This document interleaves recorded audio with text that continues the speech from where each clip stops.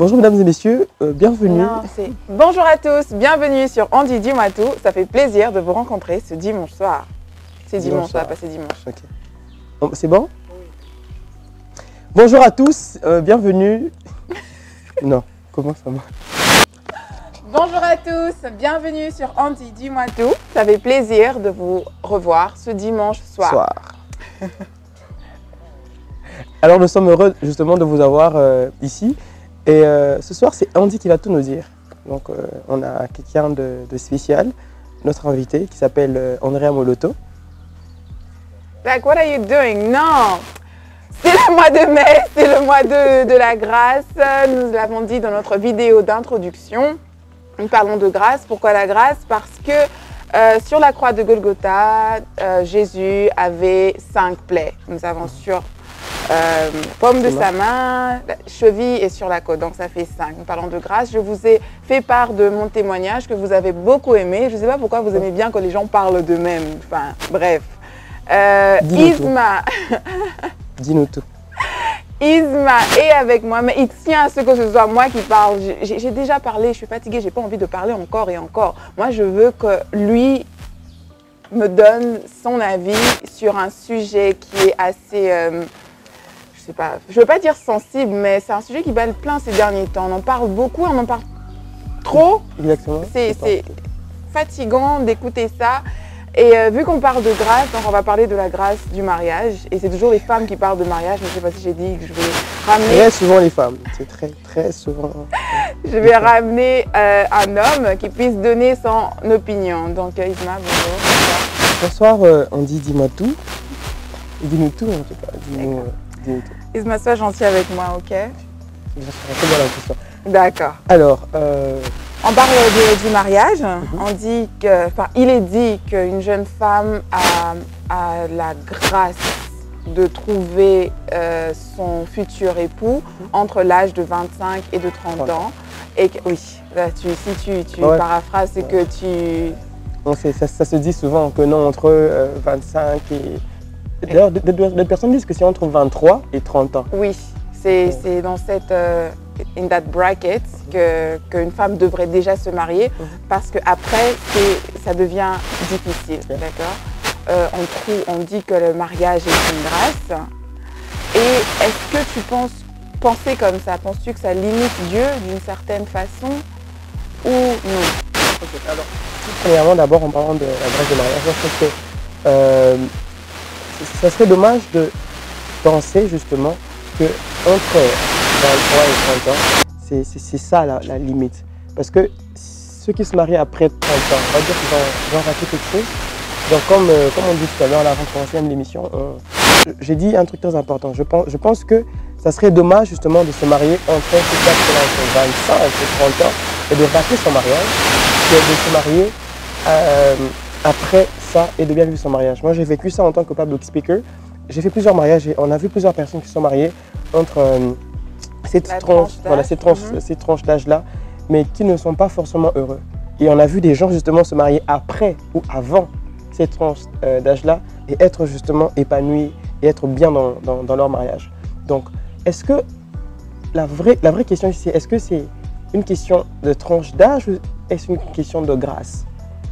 C'est la question que je te pose, c'est pour ça que tu es là. C'est même pour ça que le nom de l'émission c'est On dit dis-moi tout. C'est pour ça que nous te posons la question. Je t'ai invité parce que, écoute, on ne va pas discuter dessus, juste réponds, sois gentil et passons à autre chose, gâche. Ok, voilà. Bon. Alors, en matière de mariage, c'est vrai que je ne suis pas mariée, vous avez remarqué, je ne suis pas mariée, pas encore. Tout comme, mais toi, par contre, autre sujet, la prochaine émission. Et donc, voilà. Alors, la vraie question, c'est simplement, moi je pense que ce n'est pas une question d'âge, c'est une question de trouver la bonne personne, c'est une question de trouver la personne avec qui on passera des bons moments. Il y a quelqu'un qui a dit tout à l'heure, on me posait la question, mais quels sont les critères? Il parlait justement de comment il ne faudrait pas rabaisser ces critères pour trouver la bonne personne. Très important, c'est quelque chose que j'ai fait, on va dire, ces dernières années. Pas rabaisser les critères pour trouver la bonne personne? Pas pour trouver la bonne personne, mais pour faire plaisir à l'autre personne. Ok, on va aller sur l'optique. D'accord, je suis une femme, je dois plaire un homme pour que je sois choisie. D'abord, je pense que la femme, elle choisit par qui elle doit être choisie. Est-ce que tu comprends? Genre, j'ai par exemple 3 hommes qui viennent vers moi. Je veux que celui-là m'épouse. Donc, je vais faire en sorte de me vendre, de faire le marketing de ma personne auprès de cette personne-là. Alors, vers cette personne, d'abord, qui m'avait approché en premier, après l'avoir côtoyé, on va dire 1 mois ou 2, je vois que ce n'est pas exactement ce que je veux. Mais je me dis, bon, ok, je vais essayer de ne pas être assez difficile parce qu'on m'a dit qu'une femme ne devrait pas être too demanding, trop exigeante, trop ceci, trop cela, sinon au balaté. Il faut abaisser ces critères parce que sinon vous n'allez pas trouver. Je pense qu'en tant qu'homme, je pense que c'est l'une des plus grosses erreurs que font les femmes. Alors, c'est vrai qu'on dit ça, que quand une femme a un standard tellement élevé et tout ça, qu'on dit qu'elle a du mal à trouver un mari. C'est peut-être vrai, mais imagine alors que tu rabaisses tes standards, d'accord? On entend parler de la grâce du mariage, plusieurs femmes le font. Elles rabaissent leurs standards pour enfin trouver quelqu'un qui ne leur mérite pas.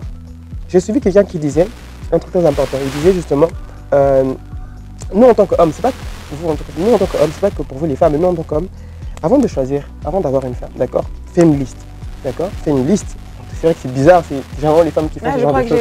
Ouais, justement, il disait, fais une liste de tout ce que tu veux voir, de tout ce que tu veux que la femme que tu veux puisse avoir. Fais une liste de la voiture que tu veux qu'elle conduise, fais une liste de la maison que tu veux qu'elle puisse avoir, fais une liste de ses critères. La maison déjà quand même? Oui, oui. Il dit, fais une liste d'où tu veux, donc de la maison, de type de cheveux que tu veux, de la peau et tout. Ouais, on passe sur la décoration. De la peau que tu veux qu'elle puisse avoir.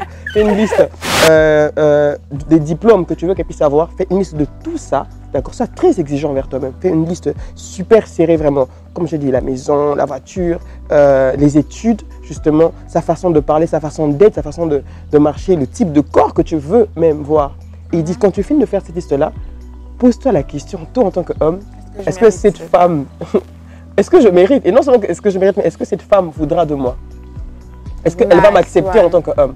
Donc je pense que c'est justement, ça va dans les deux sens. Une relation, un engagement, c'est pas que dans un sens, c'est pas que moi qui va vers elle, mais c'est aussi le deux sens. Moi je vais vers elle, mais elle doit accepter.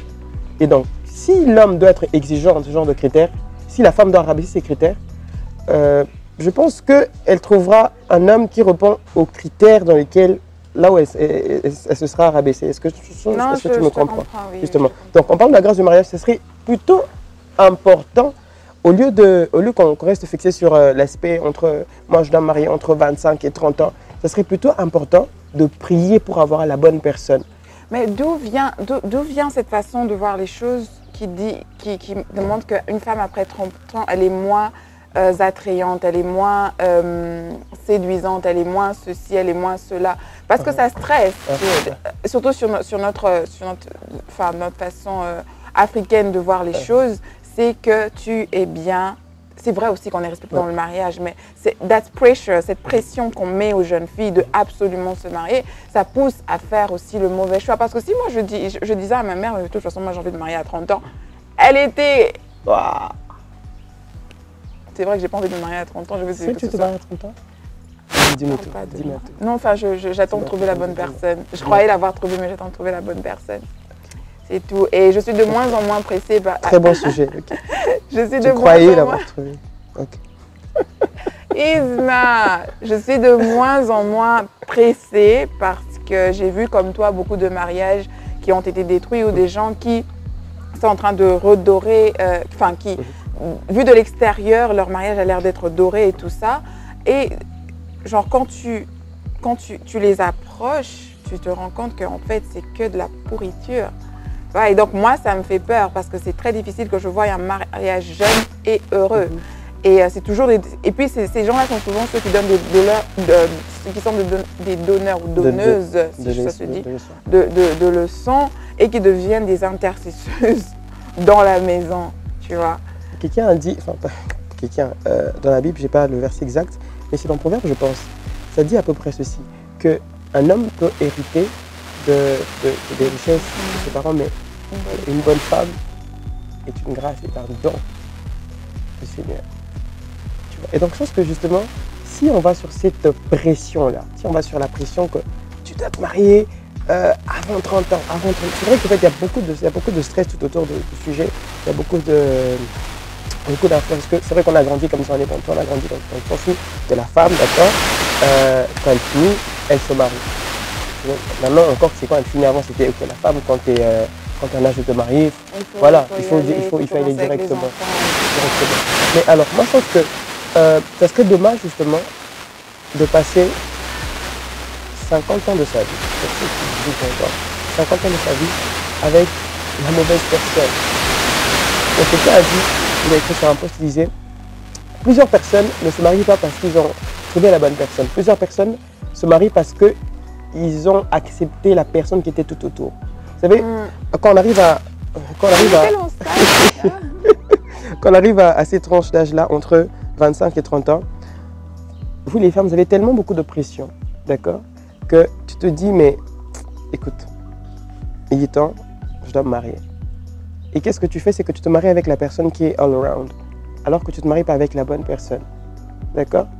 Et imagine combien de personnes, combien de couples sont ensemble simplement parce qu'ils sont avec la personne, ils sont mariés avec la mauvaise personne, mais parce que la mauvaise personne était all around. Disponible aussi. Disponible.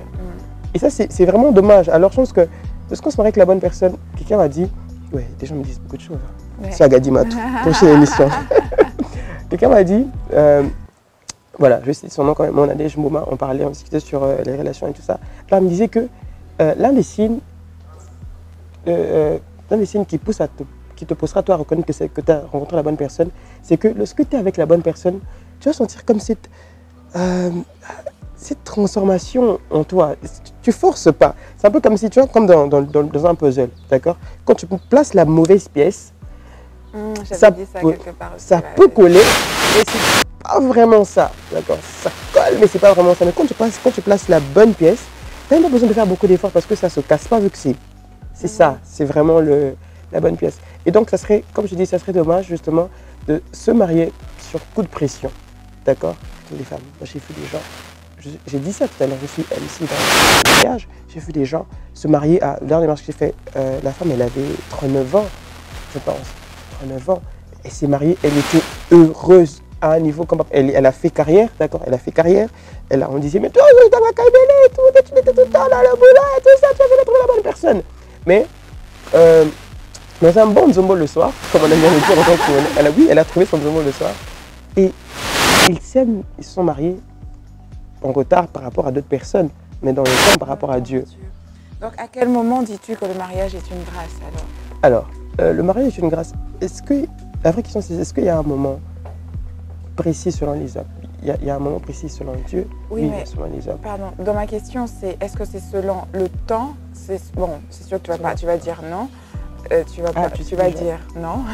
Okay. Mais est-ce que c'est selon le choix de la personne? C'est deviner les réponses avant. À quel moment, Ismaël, le mariage devient une grâce? Comme ça, je me tais. D'accord. À quel moment le mariage devient une grâce? Moi, je dirais au bon moment. C'est un oui, c'est un oui, c'est un oui, un non. Je m'explique. Okay. Pourquoi je dis au bon moment? Parce que si on pense que quand on se marie après 50, se marier après 50 ans, c'est aussi une grâce. Se marier après 60 ans, c'est vrai que c'est super rare. Le mariage en soi est une grâce. Le mariage avec la bonne personne est une grâce. Si le mariage... Je sais que se marier, c'est pas du tout compliqué. Si tu veux te marier, moi je pensais que si tu veux te marier, tu te dis, ok d'accord, je veux voir la famille de la femme. Tu y vas avec quoi? 300 $, 400 $, avec un casier. Chez moi, on ne paye rien, donc... Ok, donc écrivez-moi ce numéro ici si vous voulez pour plus de souscription. Il y a mon mail qui passe ici, okaniisma@gmail.com. Donc écrivez-moi pour plus d'offres. Je connais, je parle bien avec ses parents. Bref, allons-y, voilà. Continue.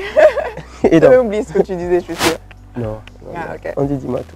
Donc je disais, c'est pas difficile justement de se marier.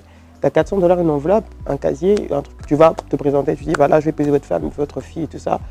Ils te font la demande, ils te font la liste et tout ça. Et tu pars, tu te prépares, d'accord? Tu payes la dot et tout. Le mariage, finalement, c'est pas sorcier du tout.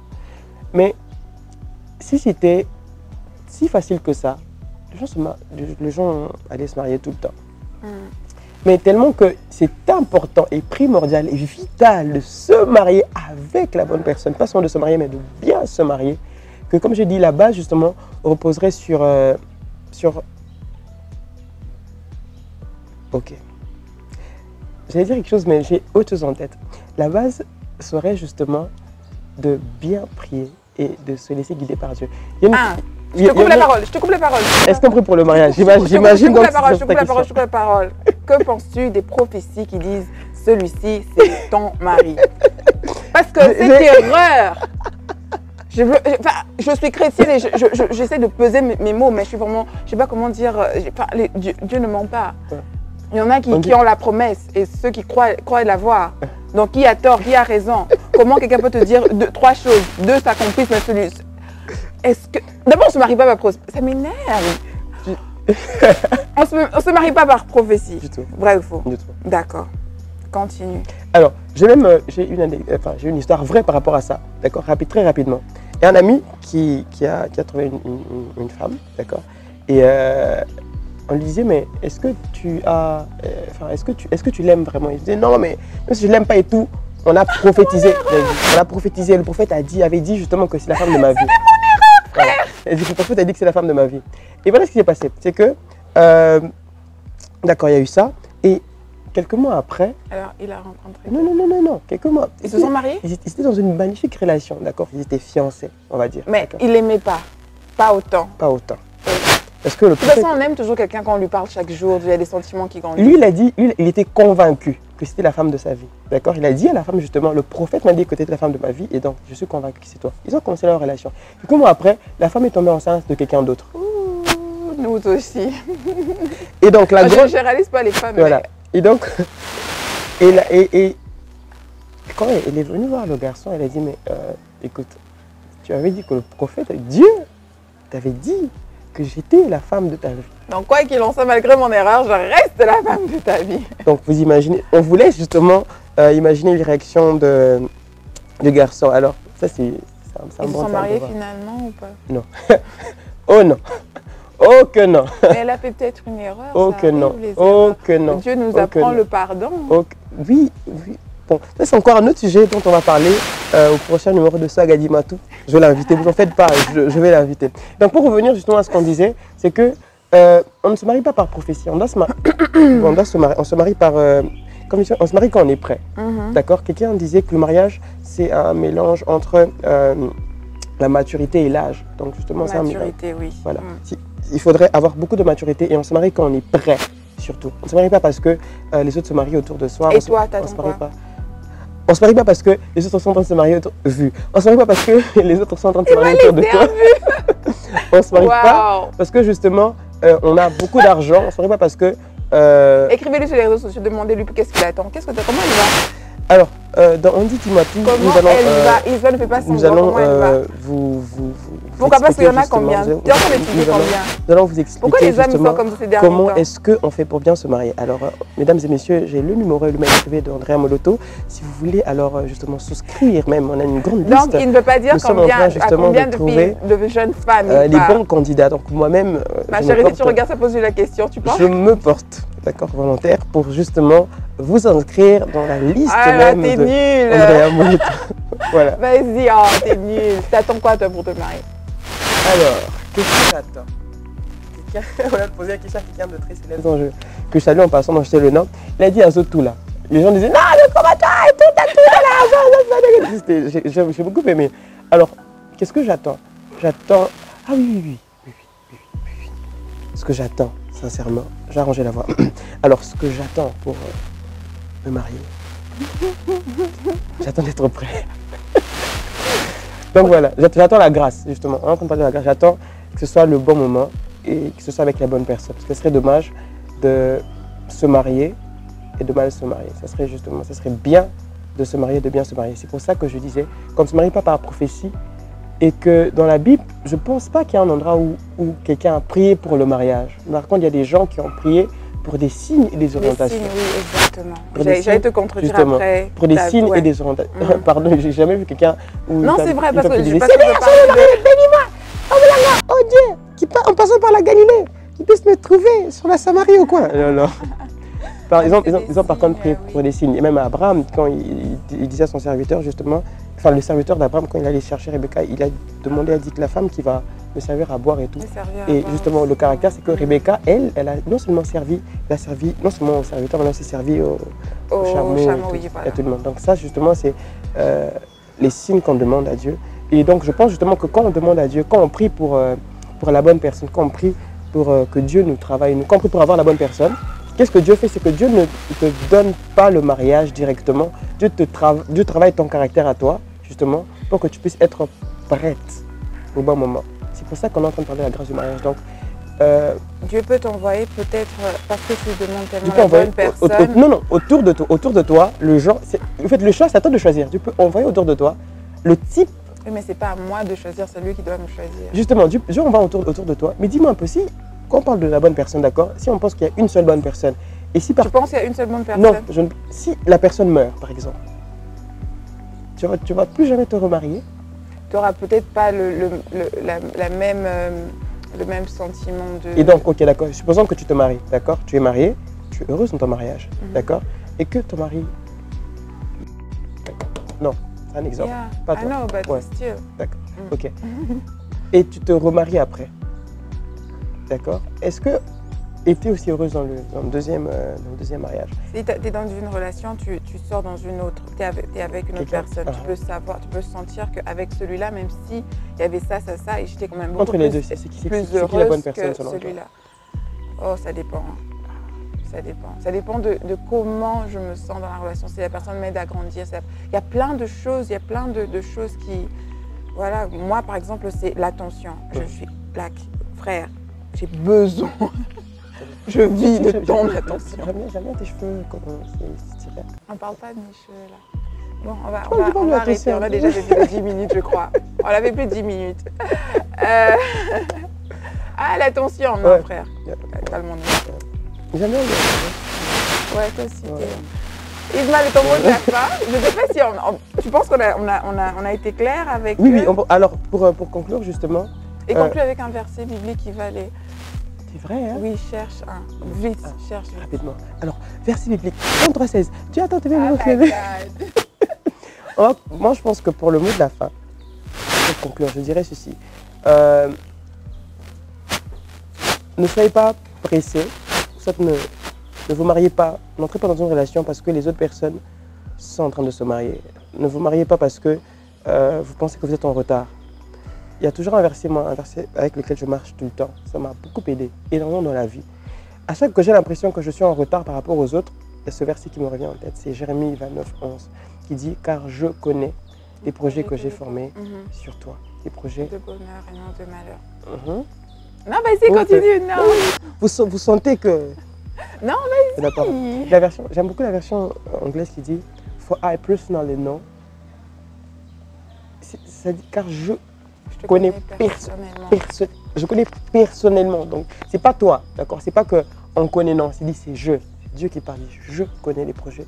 Et donc, ça veut dire que dans le plan de Dieu pour toi, s'il te demande d'attendre encore un tout petit peu, c'est pas que tu es en retard. C'est pas parce que les autres sont devant toi que tu es en retard. Non, pas du tout. C'est que les autres sont en avance qu'ils vont s'arrêter là. Toi, Dieu t'aime tellement que tu demandes beaucoup de choses. Tu demandes des grandes choses à Dieu. Seigneur, moi je voudrais que mon mariage soit un mariage réussi, soit un beau mariage, je voudrais que mon homme soit comme ceci, comme cela, ne sois pas pressé. Quand tu demandes tout ça, Dieu en tant que bon père, qu'est-ce qu'il fait? C'est qu'il forge ton mari justement à être ce genre d'homme-là que tu veux. C'est pour ça que ça prend du temps. Et tu penses que si tu... Pardon, on devait conclure, mais si tu penses que tu as la révélation que c'est la bonne personne, est-ce que tu devrais, toi, aller vers elle ou attendre que cette personne aussi reçoive la parole à son tour et soit aussi convaincue que toi? Ok, d'accord. Alors, je vais être le plus comment dire, spirituellement flexible. Comme ça. On dit quelque chose. Mabouka Nadaya. C'est sincèrement, oui, je suis très clair sur ce point-là. Plusieurs personnes, d'accord, ont raté les bonnes, parle de bonnes personnes. Plusieurs personnes ont raté les bonnes relations à force de te dire ok, mais c'est bon, moi j'ai la révélation, moi je pense que c'est la bonne personne, mais est-ce que la personne me connaît, me calcule? Mais c'est pas que tu vas lui dire écoute frère, drague-moi, non. Fais-toi, rends-toi visible, d'accord? Viens sur le champ de vision. Le champ de vision, d'accord? Plusieurs femmes font ça, d'accord? Tu sais que c'est le genre d'homme que tu veux et tu pries pour que tu sois la bonne personne, mais quand on te dit bonjour, tu es là, tu boudes. Yeah. Là, tu veux que Dieu descende et dit oh, mon fils, reviens. Non, non, sois visible, viens sur le champ, comment on dit? La grâce s'arrache aussi, selon Voilà, toi. viens sur le champ d'action. Le champ de vision. Le champ de vision. La grâce Oui, s'arrache. oui, oui. D'accord. On était en train de conclure. Ouais.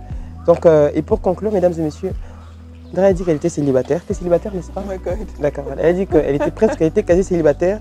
Et Quasi. elle était quasi célibataire, voilà. Bon, il n'y a pas d'alliance. Tant qu'il n'y a pas d'alliance, on est célibataire. Voilà. Elle est quasi célibataire.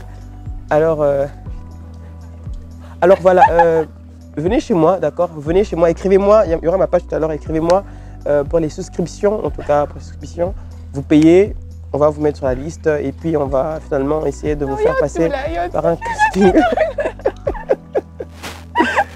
Voilà. Bon, on a fini. Merci beaucoup d'avoir suivi. J'espère Merci que beaucoup vous à avez été édifiés par cette vidéo. Merci beaucoup Isma. Merci pour beaucoup. ta patience aussi. Hein. Merci d'avoir donné une partie de ta sagesse. Je suis sûre que tu as encore plein de sagesse emmagasinée, je sais pas, dans la tête ou dans le cœur. Bon, quelque part là, dans cette personne. C'est bon. Dans cette personne, j'espère te recevoir encore une fois de plus parce qu'il y a plein de choses sur lesquelles je pense que ton point de vue serait très important. Hein. Merci pour cette fois-ci. À vous autres, je vous embrasse très fort. Si vous avez des témoignages, n'hésitez pas à les envoyer sur l'adresse email qui s'inscrit là en bas. Et voilà, je vous souhaite une très bonne semaine, une semaine fructueuse, une semaine bénie, tout ce que vous voulez. Au revoir. Oh, merci à Johan Prod, j'allais oublier. Merci. Bye. Et pour même finir en disant au revoir, n'oubliez pas s'il vous plaît, beaucoup d'attention. Au revoir.